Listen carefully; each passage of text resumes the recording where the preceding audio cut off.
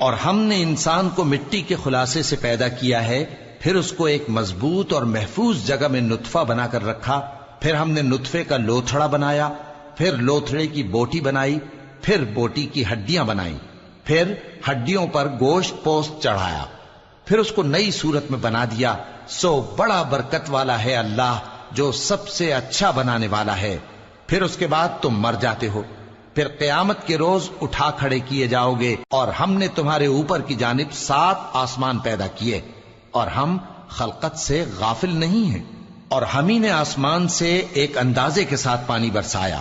پھر اس کو زمین میں ٹھہرا دیا، اور ہم اس کے نابود کر دینے پر بھی قادر ہیں۔ پھر ہم نے اس سے تمہارے لیے کھجوروں اور انگوروں کے باغ بنائے، ان میں تمہارے لیے بہت سے میوے ہوتے ہیں، اور ان میں سے تم کھاتے ہو۔ اور وہ درخت بھی ہم ہی نے پیدا کیا جو طور سینا کے دامن میں ہوتا ہے، یعنی زیتون